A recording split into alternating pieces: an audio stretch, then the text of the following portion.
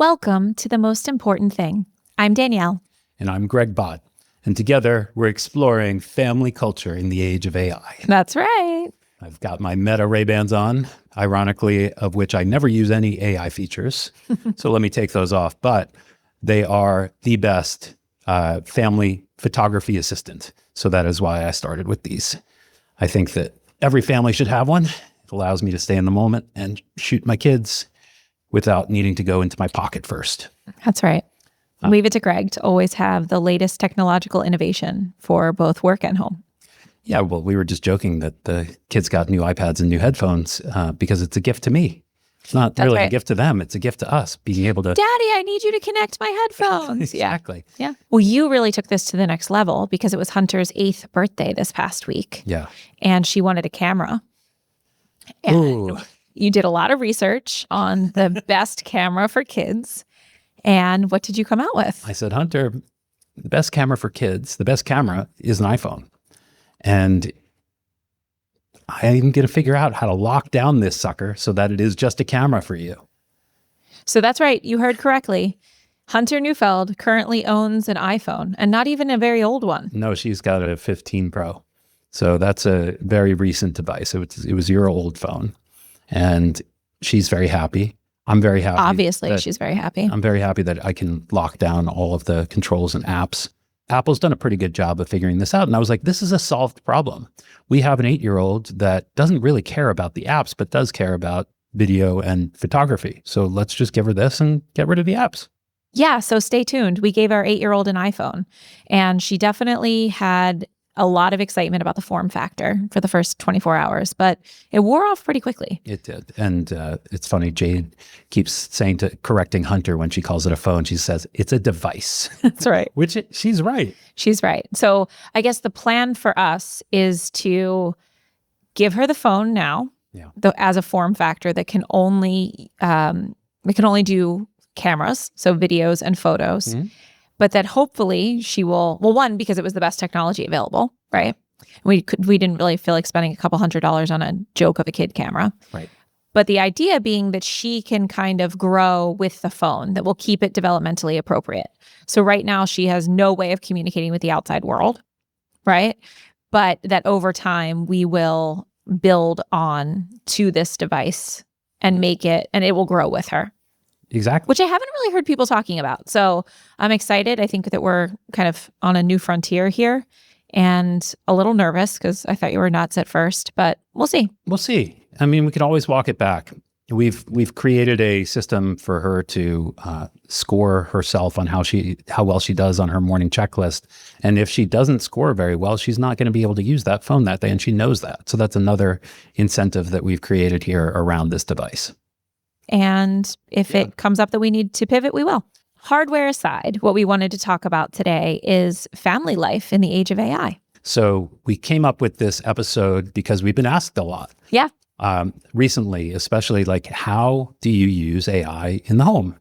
And, there's a lot of AI that we use for work, and I would say that is pretty well covered, but I haven't really seen a good explainer of how AI can be used effectively to create family culture and to lead at home. Yes. Not like, there's lots of stuff like, how to make images and logos and coloring books and stuff for your party invitations, things like that. Yeah. Right.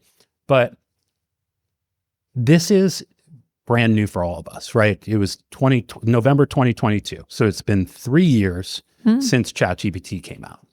And in those 3 years, a lot has happened, but what really has happened is some people have adopted and some people are kind of afraid to lean in, especially when it comes to home life. It shocks me that I still have friends or here on my Housewives podcast that have never downloaded ChatGPT or any AI system. Yeah. Some because they're adamantly opposed to it, but others because they just hasn't occurred to them to do so.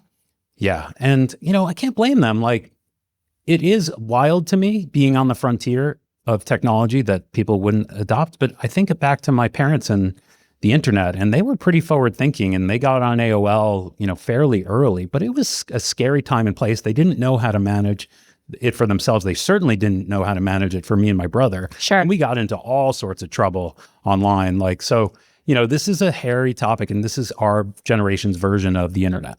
Yes, right? absolutely. So this technological shift that we're standing in the middle of is a pivotal time for us as families. The New York Times will come out with a story about a child falling in love with a chatbot, or, Sure. I mean, much darker things too. Yes. But what's certain, just if you follow the progress of time, is that parents are going to be behind, and parents right now feel like it's really hard to keep up.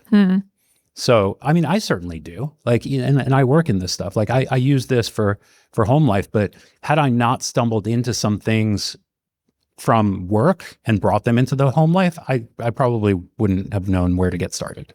Right. I mean, I feel like this is the challenge that our generation of parents is having generally with things like cell phones. Yeah. Right? If you had asked me 2 weeks ago, I would have said, oh, Hunter is not getting a cell phone until she's 16. Right. And all of a sudden there's an iPhone in our home, right? We're still figuring it out. It's still new. Yeah. And we're not yet able to navigate this with confidence. No. I think even, the books are being written now, and that'll be the first edition, right? Totally. They will be updated and revised.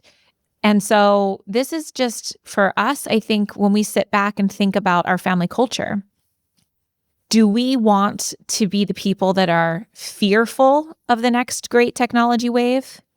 Do we want to be the people that are avoidant of the next great technology wave? Or do we want to experiment and engage with it and certainly calibrate, right? Yep. Like get over our skis and how much we use it and then quit for a little while and really try to figure out how to optimize what works for our family. For sure. And door number 3, 100% for us, right? Number 3. The iPhone with Hunter is a great analogy, though. And I'll tell you why. It's because if we don't reason from first principles about how to use this stuff, we're going to be pushed the kid version of all this crap. Sure. And I've already seen it. I've seen, get your kids away from screens and use this little like furry thing with the screen that will engage with them on math problems and ask them how their day was and stuff like that. And let them create imaginary friends. Exactly. Which is essentially the same thing that we're talking about with teenagers falling in love with chatbots. Absolutely. Just literally dressed up in fur. Absolutely. And if you think that the big brands like Disney and Marvel, aren't getting into AI and trying to put it in our households, you're absolutely wrong. They're going to infiltrate our lives if we let them by saying, hey, wouldn't it be fun to have bedtime stories read to you by your favorite Disney character? Or come up with a story or a game, here and there and use our IP to create. Yes. I think the image IP is going to be huge. It's going to be huge. It already is starting. So suffice it to say that this technology wave, this tsunami is here and it's not going anywhere. No. So we would love to talk about how we use it in our home today. And again, this is one of those things, it's very new. And with most things in life, we have a saying that we've borrowed from a very famous venture capitalist firm, A16Z, which is strong convictions, weakly held. Yes. So we 100% reserve the right to change our mind. But as of December 2025, this is how we are using AI within our family culture. That's right. And before we dig in, I heard this line from Jerry Seinfeld that I loved. He said, "We're smart enough to invent AI, dumb enough to need it, and so stupid we can't figure out if we did the right thing." Yeah, it's true. And that encapsulates it. Only time will tell. Only time will tell. I mean, if you had asked us to record this 2 weeks ago, we would have been pushing our favorite workflows on ChatGPT. And now... Real-time pivots, people. Real-time pivots. We're Team Gemini at home. Like, I gotta say, GPT has been hallucinating and Gemini has just caught up, and it uses so many more results from the live web than GPT in getting answers. So it's crazy to say, but there's very little switching costs in these things. And we're moving basically all our conversations over to Gemini. Yes.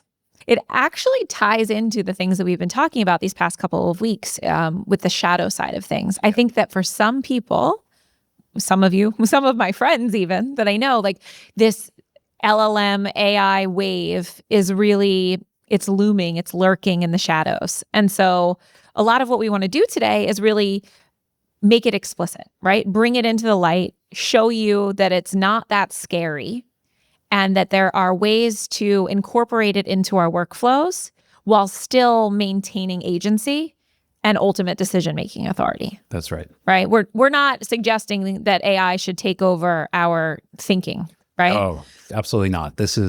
It's shortcuts to getting the information. It's not shortcuts to creating the outputs. Yes. And it's pretty bad at writing still. Yeah, don't use it. I mean, I've been seeing like people congratulating others or wishing others happy birthday, and it's just like full of M dashes, and it's obviously ChatGPT, which we're guilty of as well. But I think we've really kind of pushed ourselves away from. We've distanced ourselves from those. Do you remember more recently on AIM or AOL when people used to write in alternating capitals and lowercase letters? Yes, it's basically this generation's version of that. The M dash is, I think, we're going to look back. Oh my gosh. Okay. But before we get there, let me just check on our AI editor, Descript, little plug for them, and make sure that it's recording. Good idea. I would be lying if I said that hasn't happened before. All right. So we're going to talk about how we use AI in the home. And this episode is not really about the technology, but about how we draw a map. Yeah. So today we're going to talk about how we use AI to make values-aligned decisions and have fun together as a family. The important thing for me when we talk about this is that none of this is about consumption. It's not passive. It's all about active leadership and how we use AI to support our workflows while still making sure that we spend a lot of time brainstorming, thinking critically, and it involves a lot of iteration in these ideas to make them work. It does. And it's not something that comes naturally to us because, again, 3 years is really all that we've had with this latest LLM technology. And so in our house, we have a playful ritual. Danielle and I have this, like, I would call it a friendly competition almost about who can ring the AI bell when we're solving problems. Sure. Who thinks to first, right? Right. How can we integrate AI into our workflow to solve this problem? Yeah. There's no real bell. This is a proverbial AI bell, but it's a lot of fun. And I've noticed myself finding areas that I dread. Like I'll have to sell something on Facebook Marketplace. And I'm like, oh my God, I have to take photos of this. I've got to look up the info. I've got to write the description. This is going to take, and so I delay, procrastinate on it. But ringing the AI bell for Facebook Marketplace, yeah, you still have to take the photos. I take those photos, but then the AI does the rest. I go, look this up, like create the description, and it's done. Yeah, especially for things that are good enough, right? Exactly. That's the perfect example. Now, it's good enough. One place where I've noticed that the AI bell does come naturally is to our children. Yes. Because there's an Alexa in our kitchen, and the number of questions that they ask when they are in dialogue with one another or doing their math homework, I've had to stop that, right? Alexa is currently on mute because I'm seeing just how quickly they have integrated Alexa in, and Alexa's like the worst AI. So that's part of it, but that they can just kind of yell out into the kitchen. So honestly, having a speaker that can provide them with answers, I'm learning is not working for us right now. No. Right? But they very, very quickly are tapping into, which I think is true to every technology wave, right? That young people tend to adopt it more readily and more easily. So it's just something to watch out for. What stinks is that they don't have like a notepad where they can actually look back on the questions that they had. Because a lot of those questions are just rapid fire, like stream of consciousness, and they don't need to know the answers. But if they're actually curious about something, it stinks that they're not able to like reflect on that later. And maybe that's... Well, I think that's part of the skill, that's part of the experiments here, right? Is really about teaching them to leverage AI, but iterate on those ideas and think critically about the response. Yes. Right? Because a ton of the time, it hallucinates. Well, it sure does. But it is great for ground truth, and we'll get into that in a moment. So we rang the AI bell to make this episode. And we asked... How meta, but not meta. We used a bunch of our different models to add that we talked to ask the question, how do we use AI? How are we using AI, actually? Like, tell us what we've been doing. And when we pulled everything together, there was an obvious pattern that emerged that we kind of came up with 3 categories to put everything in. And those are clarify, coach, and create. And Greg actually came up with these, even though it does sound like something that GPT would create. Correct. Okay, so the ways we use AI for our family, we are going to discuss it in the 3 C's of clarify, coach, and create. Yes. All right. So you want to start with clarify? Sure, absolutely. So clarify, and what we really mean by this is a dedication to the truth. So there are a number of different ways that we get at this, but probably the biggest one is your limitless pin, which I'm wearing around my neck right now. I'm wearing this and showing it to the camera because it is probably the best in-person scribe that I could have ever wished for. Mm-hmm. And I wear it on my hip most days, just walking about the house and in conversation with you and the kids. But yeah, do you want to talk about like what going back to the tape really means here and what we're able to do with Limitless? Yeah, absolutely. So when there is a disagreement, right, rather than agreeing to disagree about whether someone wore green shoes or red shoes the day prior, right? If there's a dialogue about it, or say Hunter has, and this has happened, like Greg's having a conversation with another adult and Hunter wants to know specifically how it went, right? And Greg's able to open it up and be like, this is exactly what we talked about. Here's the recording. Mm-hmm. So that there is no discrepancies between what actually happened and what we're sharing. No human bias. I will say it does freak people out a little bit. Even the most pioneering of technologists that we have encountered, that the fact that you are constantly wearing a recording device it's one of those ethical questions of our generation, right? Yeah. But we can't put the genie back in the bottle. And when I think about all of the meetings that I have at work and on Zoom, and how many of those are recorded, it's about 95%. And how many of those say that they're being recorded? Like 5%. It reminds me of the Freedom of Information Act when it first came out. Some people are like, I have nothing to hide. Who cares? And other people are like, no, this is a total violation of my privacy. Right? Yeah. And it's here. It's here to stay. If we think about where this is going, play the tape forward another 25 years, right? So the actual tape, not the proverbial tape, not your limitless. Correct. So if we just think about playing that tape forward, okay, this is a recording of my experience, right? So I think that I should own my experience. I have it through my ears, I have it into my brain, and now I have it in a limitless pin. Yes. If you fast forward 25 years, you don't need the pin, it's in your brain. The pin is in your brain. Like that is where we're going. Sure. And so I think that we all have to get used to this idea that we are able to record our own experiences and we can pass on those experiences, but they are ours because we lived them in that moment. They are not anyone else's, even if someone else is there, communicating with us. Yes. And I would say the bulk of the time, you're not necessarily playing back the recording of your conversation with someone.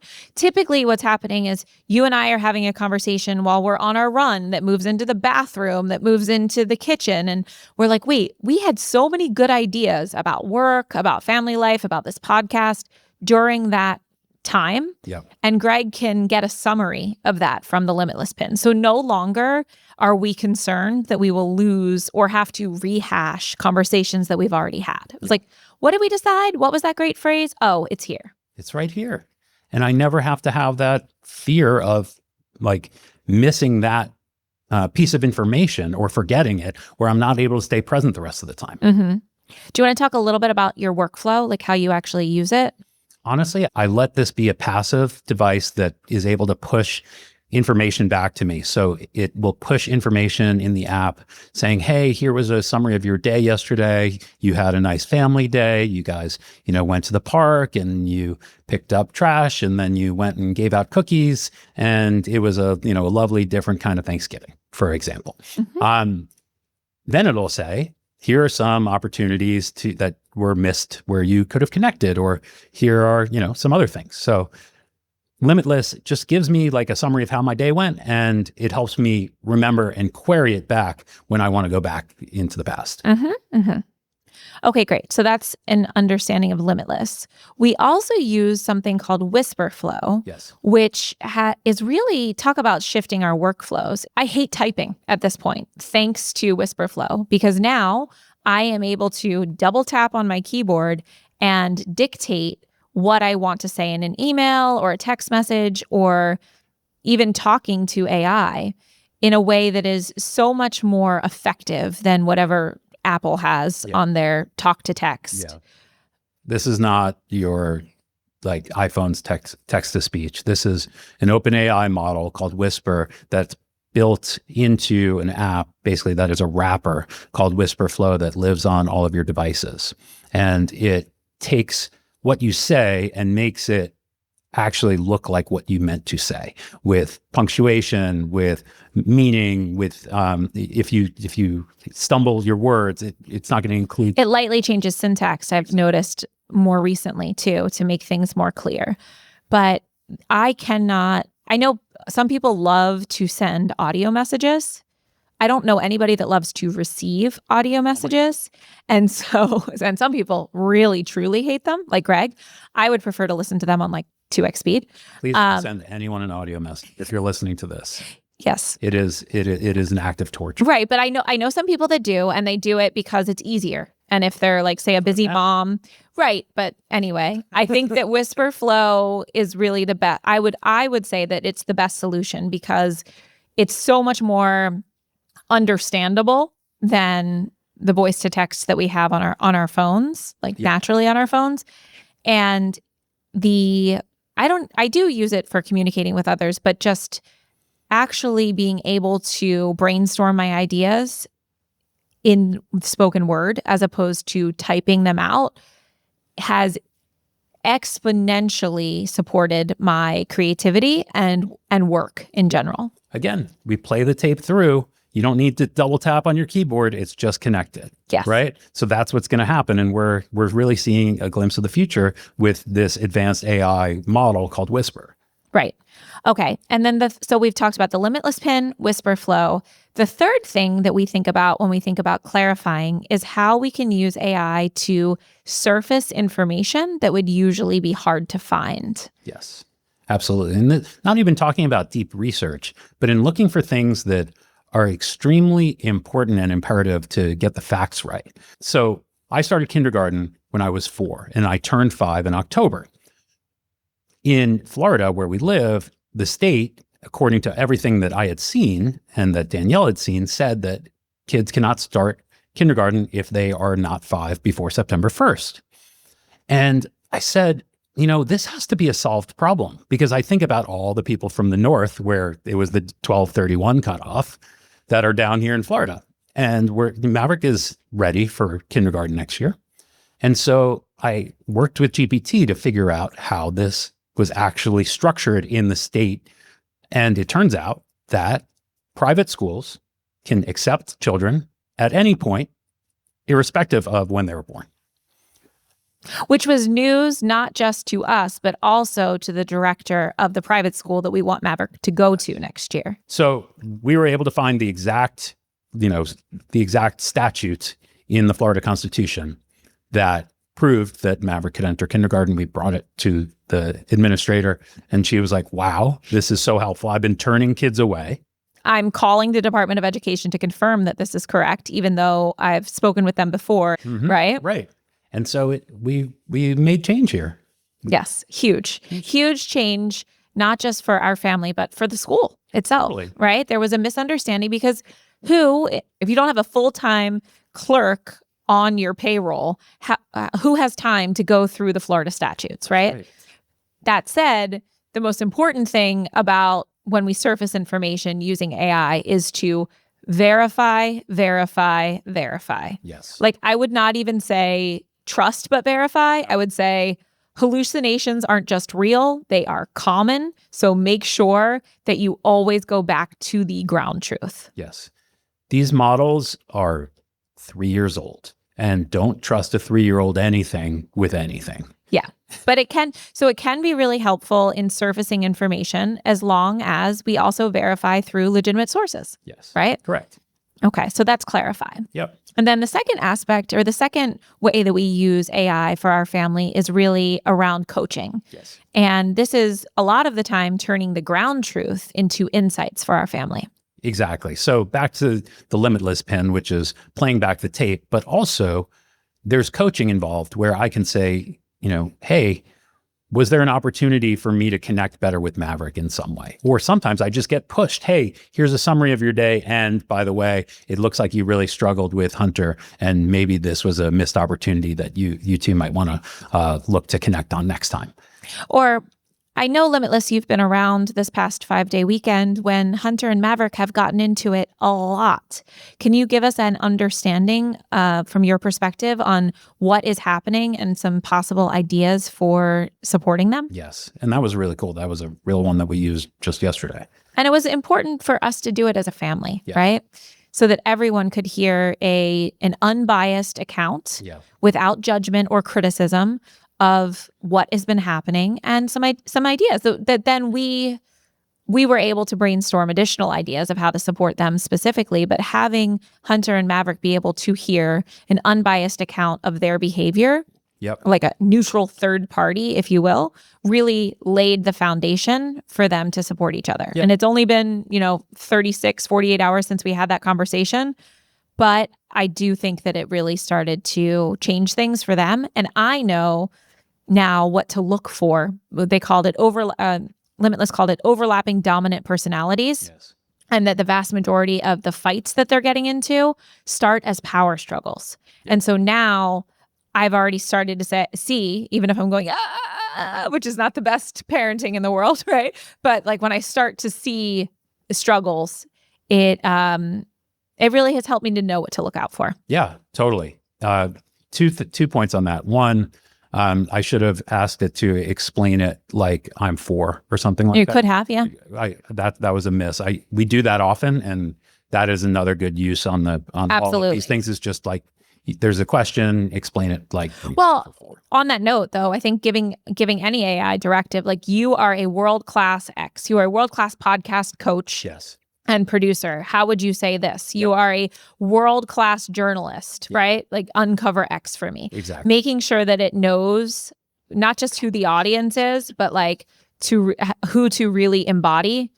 Is it talk to me like you're Chris Sacca? I do that, that kind of thing. If there's enough publicly available information about these individuals out there and they've been on plenty of podcasts, it can do it for you pretty well. Yep. So coach and give specifics around how the communication and context needs to be inputted and outputted. The second thing I was going to say is for a week, we did an experiment where we hung my Limitless in the kitchen so that we could just hear how the dynamics were between the kids. Mm-hmm. And I think that is going to be another thing that I'm going to look forward to, is a device that is sitting in our kitchen that's able to feed back to us what is happening when we're not around and some of the words that get used, and both the good and the bad, right? Because I want to know, where are our kids showing up for one another and where are they kind of missing one another, or where are they butting heads? Yeah, jury's still out on that one for me because, as you know, I felt like it was watching me.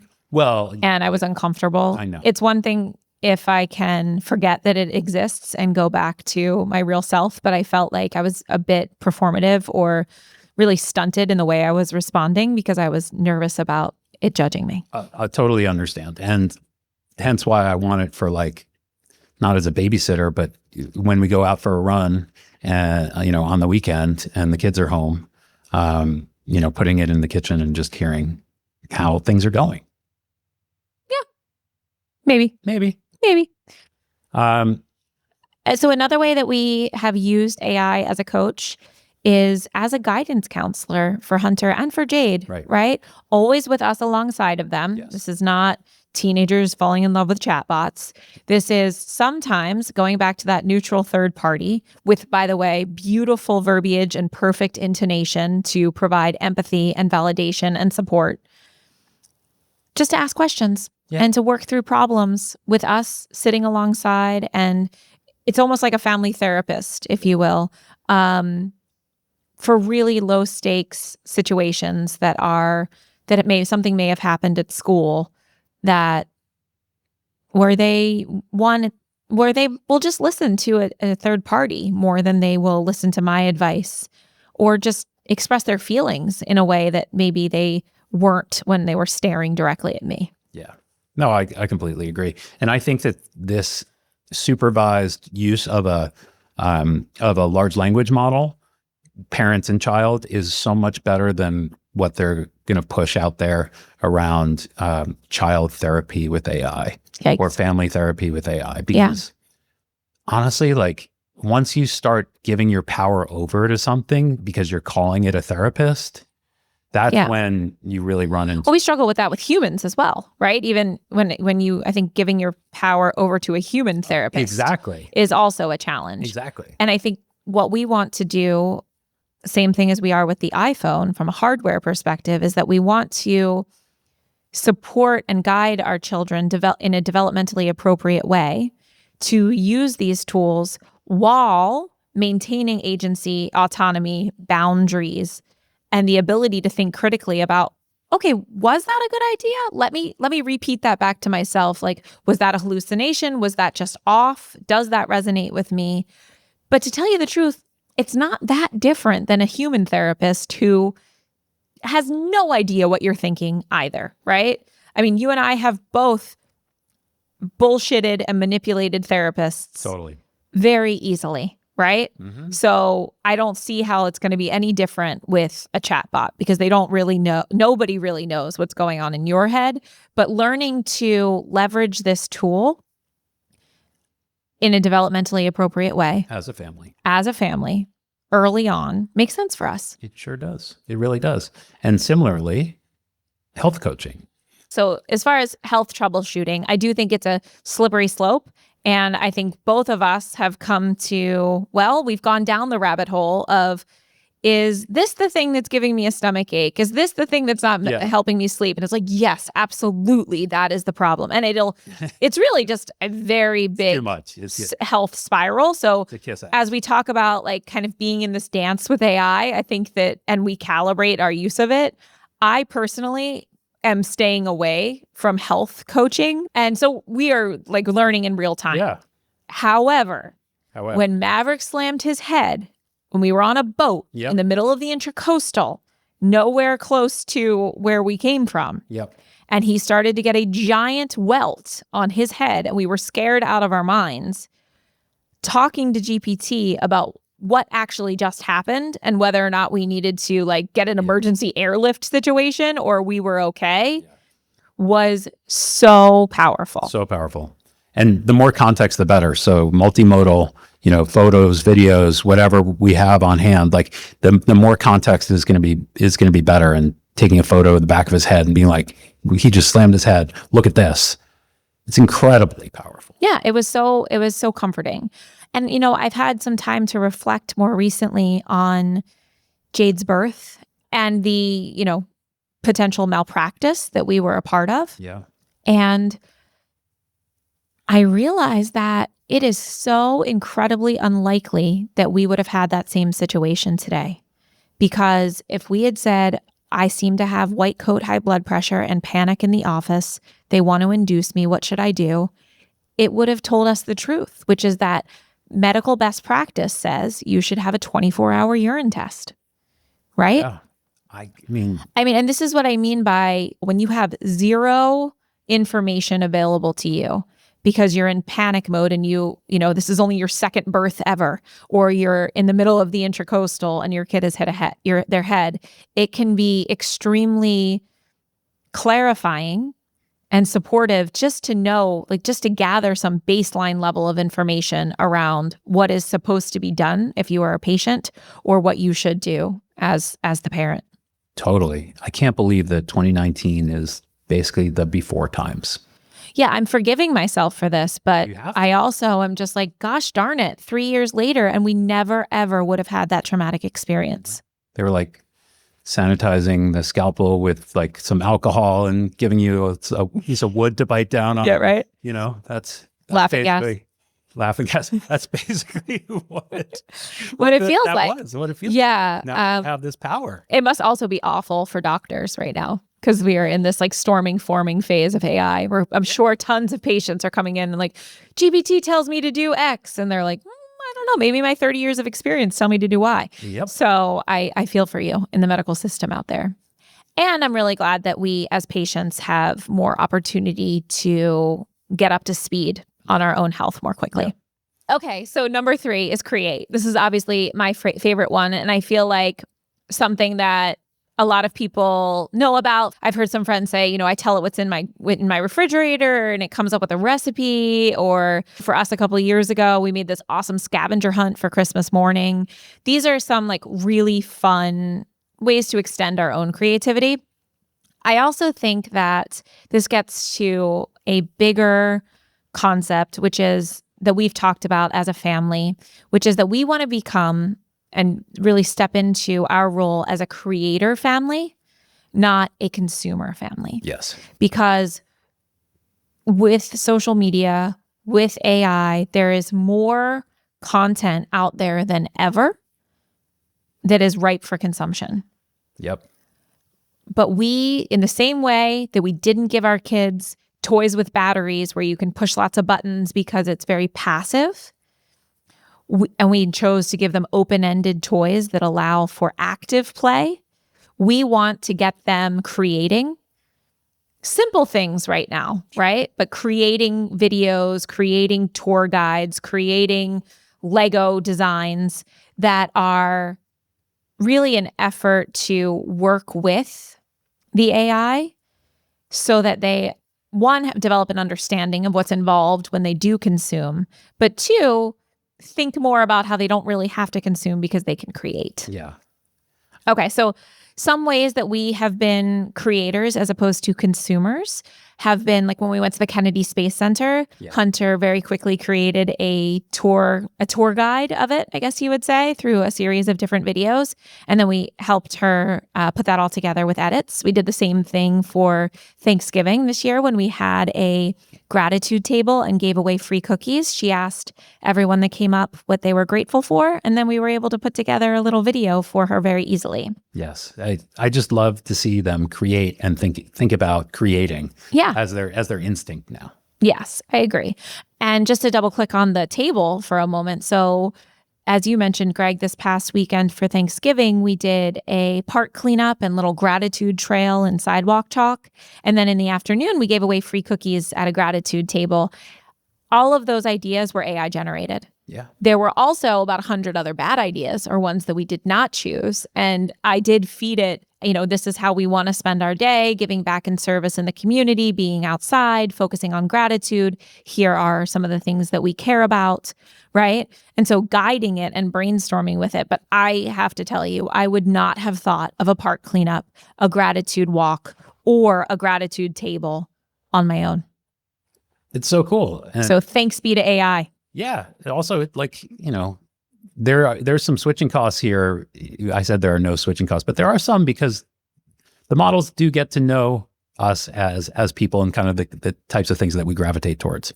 So I think that all of the inputs over the years led them to say, hey, Danielle's the type of person that would be inspired by this. Yes, possibly. And this goes back to being creators, not consumers. Execution matters. Oh, yeah. How many people do you think dialogued with AI about like fun things to do on Thanksgiving versus actually did it? Yeah. And so these tools are at our disposal, but it's still going to be the people that actually are the action takers that win in the end. Absolutely. Right? The other thing I'll say around creation is we've been using NotebookLM's explainer videos more recently to take, perhaps there'll be a Wikipedia page or a 15-minute YouTube video on the domestication of cats, which is like a real life example. Hunter wanted to understand how cats became house cats. And so I pulled in a couple of different sources and then asked NotebookLM to create an explainer video. It created a 5-minute video, made it extremely easy to understand with pictures, it really breaks it out nicely, always does. And then it really helped us understand how cats were domesticated, which is really around when we became an agrarian society. And with grain comes rats, and with rats come cats. Yep. They're very effective pest control, right? And so it also created, not only did Hunter understand this very quickly, get up to speed, but then she said, I want to share it with my class. And so we were able to share it with her teacher, who shared it with her cluster. And now it really has legs far beyond what we do with it if we choose to share it. Totally. And I think that NotebookLM is just the tip of the iceberg. I really see all of these AI video apps like Sora being able to generate explainer videos. And I think that's going to be the next big thing. Mm-hmm. Absolutely. So we want to be a creator, not a consumer family. Yep. We like that it generates a lot of ideas, recognizing that most of them will be bad. But the great thing about AI is that it really has what they call elastic thinking, right? It can take criticism. It always has a beginner's mind. You can tell it to relax when it becomes overly analytical. These are all really important skills to have in a teammate when you are working. Absolutely. Yeah. So hopefully this was a helpful understanding of how we use AI at home to clarify, coach, and create. We would love to hear from others any novel innovations or novel uses of AI within your homes, especially as it relates to things that build family culture. I can see lots of parenting advice in AI, and that's a slippery slope, but I think building family culture it's obviously what we're all about, and it's what we're looking for use cases around. Yeah. I'd love to hear about things that are repeatable and scalable, not just kind of creative ideas of how do I turn these flowers into a beautiful flower arrangement, but things that are actually incorporated into your daily workflow. Like maybe there are some shared systems that you use AI for. Would love to hear more about that. Yeah. And just use it I just want to say to the folks that are scared of it or haven't taken a look at it yet, currently we like Gemini. Grok is pretty fun as well. But, I truly believe that if you're listening to this podcast, you are on the forefront of developing family culture, and that the use of artificial intelligence could be really supportive to your family. For sure. It's been really supportive here. And I think that the developmentally appropriate stuff that we're exploring with the kids is the key to all of this, is bringing them in only selectively when there's problems that they need to solve. Otherwise, bringing AI to them in its finished product after we've had the input reviewed and clarified and corrected, right? So those explainer videos out of NotebookLM are the perfect thing for kids. They don't realize that it's all AI generated, but they are going to sit there and watch and say, wow, that was really helpful. And it sure beats the hell out of a 30-minute YouTube to watch 5 minutes of. Or me trying to read something and then explain it. Exactly. So more to come. I feel like this is going to be a recurring theme here. Yeah. And, fortunately, it's within scope of everything that we do. Yes, absolutely. All right. Thanks so much, everybody. Thanks, everyone. Love you, Goosey. Love you, Goosey. Hey, guys, if you're still here, you're definitely our kind of person. Thanks for spending this time with us on the most important thing. If this episode resonated with you, we'd love for you to follow us wherever you get your podcasts and share it with someone else building family culture on purpose.